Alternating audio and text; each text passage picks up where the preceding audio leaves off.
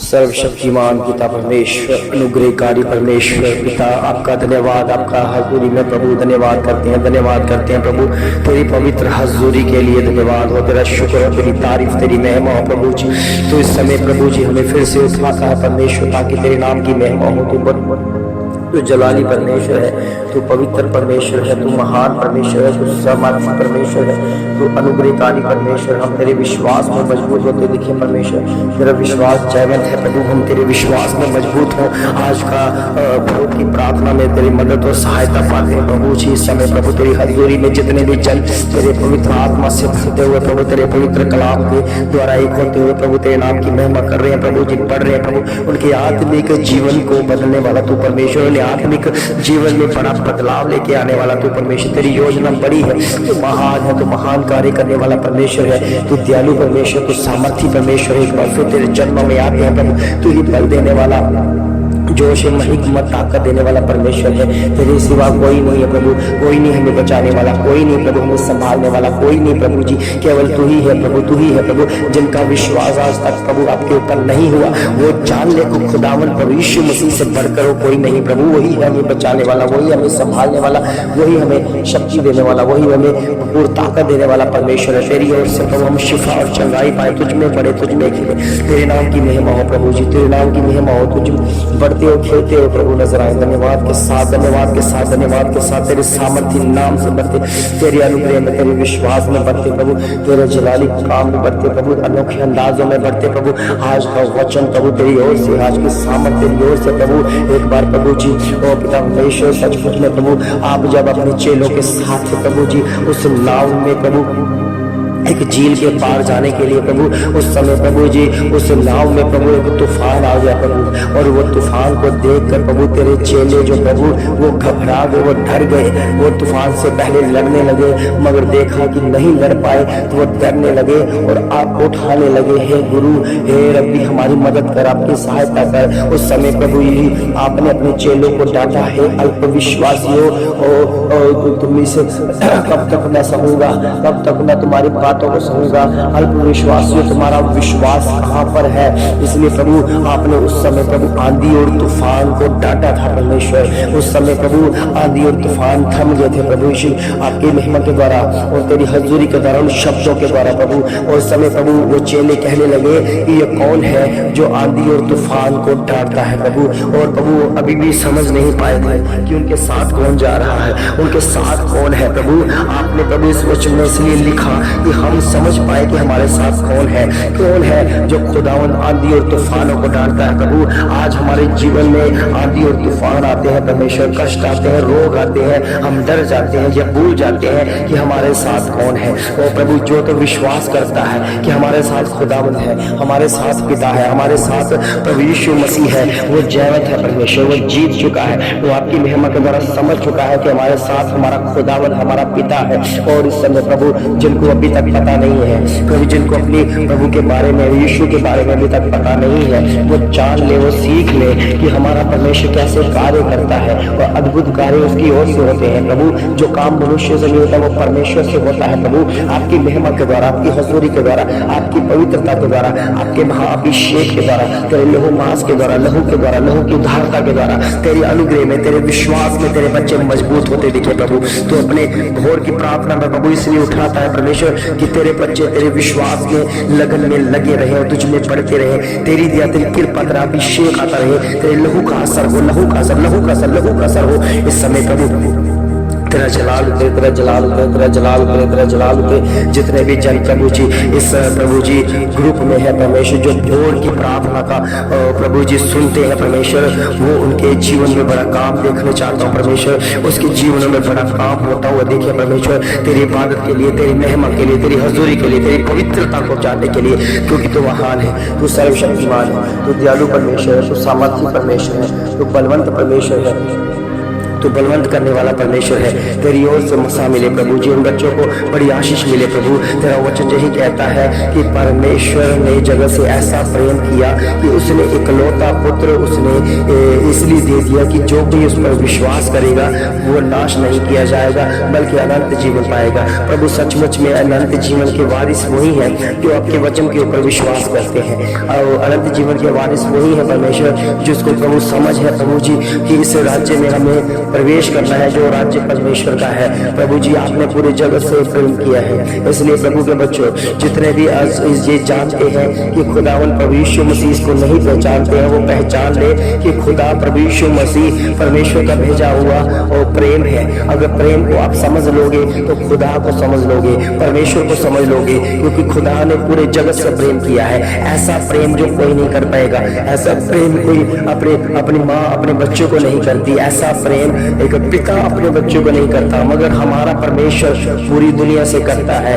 प्रभु के मत बच्चों ये मत सोचो कि प्रभु यीशु मसीह किसी धर्म का है, किसी जाति और किसी समाज का है। प्रभु यीशु मसीह किसी भी जाति समाज के नहीं है। प्रभु यीशु मसीह किसी धर्म के साथ ताल्लुकात नहीं रखते। प्रभु यीशु मसीह का संबंध ईसाई लोगों के साथ नहीं है, पूरे जगत के साथ है। वो आपके साथ भी है, वो आपके साथ भी है, क्योंकि उसने आपको भी बनाया है, आपके परिवार को भी बनाया है। आपके अंदर जो सांसें हैं, आप गौर करें कि ये सांसें कहाँ से आ रही है, ये हमें लाइफ कौन दे रहा है, ये जीवन कौन दे रहा है। केवल वही परमेश्वर जिसने पूरी दुनिया को रचा, अपने शब्दों के द्वारा रचा। मगर जब परमेश्वर ने मनुष्य को बनाया तो अपने हाथों से बनाया और उसके अंदर अपने जीवन का सांस और उस मनुष्य के अंदर फूंक दिया, इसलिए वो जीवित प्राणी बन गया। और प्रभु के बच्चों जब आप वचन को पढ़ोगे, वचन के ऊपर विश्वास करोगे, आप उस सांसों को जान पाओगे कि हम कैसे जी रहे हैं। ओ पिता परमेश्वर आपकी हजूरी के द्वारा, ओ तेरे नाम की महिमा के द्वारा जितने भी जन प्रभु तुझसे दूर है, ये जान ले कि खुदा हमारे जीवन में काम करना चाहता है। वो हमें अभिषेक के द्वारा दुगना मसा के द्वारा हमें आगे इस्तेमाल करना चाहता है। वो इस शरीर में आकर अपना कार्य करना चाहता है। प्रभु के बच्चों प्रभु परमेश्वर कैसे शरीर में आते हैं? वो वचन के जरिए, शब्द के जरिए, क्योंकि शब्द एक ऐसा कार्य है जो परमेश्वर की ओर से एक बड़ी योजना तैयार करता है। प्रभु के बच्चों आप पूरी सृष्टि को जब आप देखते हो तो कौन बनाने वाला है? क्या ऐसे विज्ञान ने बनाया? क्या ऐसे विज्ञान से वैज्ञानिकों ने बनाया? क्या इन मनुष्यों ने बनाया? प्रभु के बच्चों ये अगर आपकी सोच से परे है, आप सोच नहीं पाओगे। तो इसी तरह परमेश्वर को भी समझना मुश्किल है, खुदा को समझना मुश्किल है।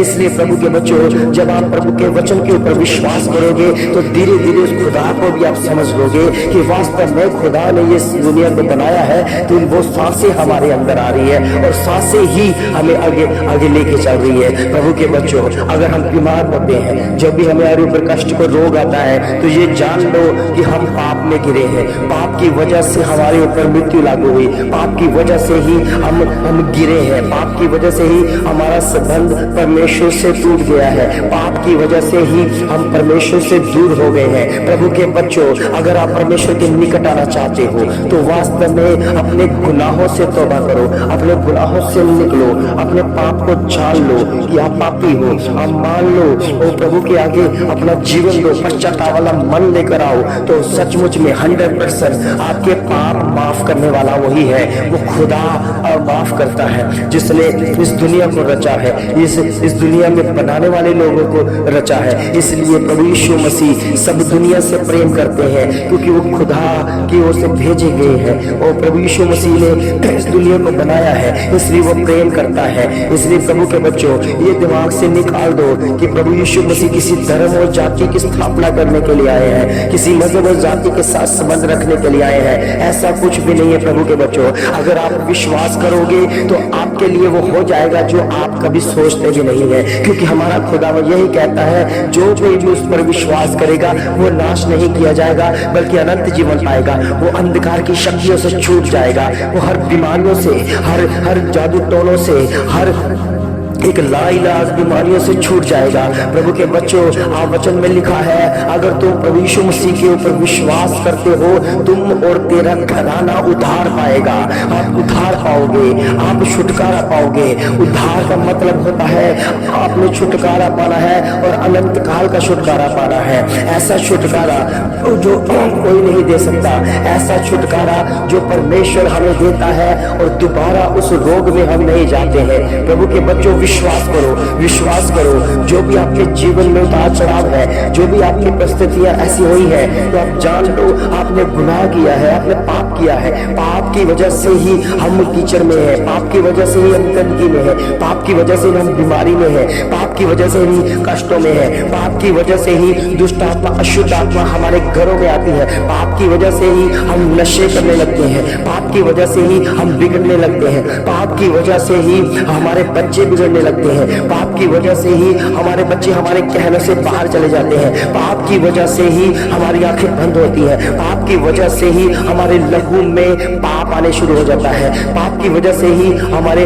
अंदर की नाड़ियां जो है सुगड़ने लगती है, पाप की वजह से ही हमारे हृदय सुगड़ने लगते हैं, पाप की वजह से ही हम गंदगी को खाने लगते हैं। प्रभु के बच्चों, अगर आप इन गुनाहों से तौबा करते हो, पश्चाताप करते हो, उसके सामने ये कहते हो, परमेश्वर हमें क्षमा कर, मैं नहीं जानता था कि ये शरीर आपके रहने का स्थान है। प्रभु के बच्चों, प्रभु के वचन में लिखा है कि क्या तुम्हारा शरीर परमेश्वर का मंदिर नहीं है? क्योंकि परमेश्वर का वास वही होता है जो उसका मंदिर बनता है। प्रभु के बच्चों, प्रभु यीशु मसीह, परमेश्वर खुदा, जिसको हम भगवान कहते हैं, जिसको हम खुदा कहते हैं, वो किसी भी मूर्त में नहीं है, वो किसी भी मूर्तों के अंदर नहीं है जो मनुष्यों ने बनाई है। वो अपने उस मनुष्य के अंदर आना चाहता है जो वास्तव में परमेश्वर ने बनाया है, और उसी के साथ संगति करना चाहता है। जरा सोच के देखिए प्रभु के बच्चों कि अगर किसी मूर्त में अगर एक मूर्त बनी हुई है, क्या वो हमसे बातें करती है?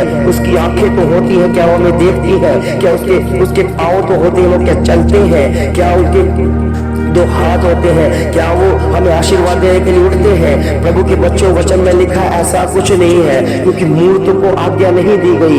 मूर्ति है, मगर परमेश्वर ने एक ऐसी मूर्ति बनाई है जो हम खुद हैं, जिसके अंदर परमेश्वर ने अपना साथ फूका। हम बातें भी करते हैं, एक दूसरे की बातों को समझते भी हैं, आशीर्वाद देने के लिए हाथ भी बढ़ाते हैं, अपने पाँव को भी इस्तेमाल करते हैं, अपने पूरे शरीर को भी इस्तेमाल करते हैं। प्रभु के बच्चों, समझो, परमेश्वर खुदा ने इसीलिए कहा है कि क्या तुम नहीं जानते हो कि तुम्हारा शरीर, तुम्हारी देह मेरा मंदिर है।